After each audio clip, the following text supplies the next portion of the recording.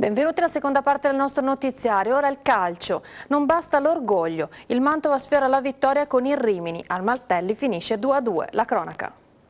Il Mantova torna al Martelli dopo 2 trasferte consecutive. Contro il Rimini c'è da cancellare Busto, senza Spinale, Mattielli e Bersi, 1400 spettatori, dirige Ferrari di Mestre, poche emozioni fino al 18esimo, lo scivolone di Burato dà via libera a Baldaffi, il tocco d'esterno per Zanigni che preciso infila festa, 1-0 Rimini, 26esimo la spizzata di Del Sante per Franchi, il gol da posizione impossibile ma tutto inutile, la bandierina del guardalinee era già alzata per una posizione irregolare di Franchi, 31esimo lancio di Valeriani, Ferrari si divora il gol del 2-0. Passano 2 minuti, Vittori rinvia addosso a Franchi, il sinistro del numero 10 biancorosso a fil di palo buca la rete. La palla è nettamente dentro ma il guardalinee Don Vito di Monza resta fermo. Consultazione, l'arbitro convalida giustamente il gol e la rete viene riparata. Spighi aggancia Galassi in area togliendogli l'appoggio ma per l'arbitro non è rigore. Ripresa, al terzo Spighi tenta la conclusione da lontano, sfiorato il palo. Al 12esimo è il Rimini a protestare per questa trattenuta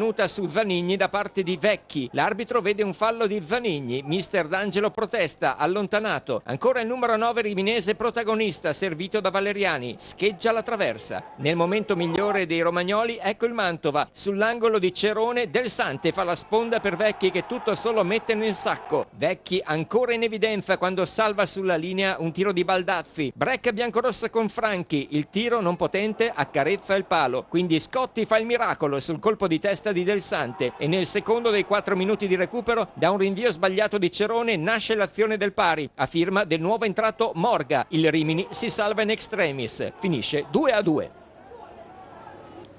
Mister Frutti, messo KO dalla febbre, non si presenta in sala stampa. Il suo vice Benevelli dice la squadra è cresciuta. Le interviste del dopo partita. Siamo partiti con un'autostima che era inferiore alla domenica prima di Busto e di conseguenza sotto questo aspetto ne abbiamo pagate un po' le conseguenze. La squadra è cresciuta, ha cercato di fare la sua partita, secondo me ha avuto il merito di andare in vantaggio, ha creato forse l'occasione, ripeto, per chiuderla e non ce l'abbiamo fatta.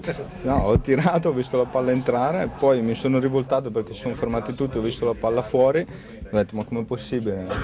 Dopo siamo andati a vedere dentro la porta, effettivamente c'era un bel buco nell'angolino e per fortuna che l'arbitro ha convalidato il gol.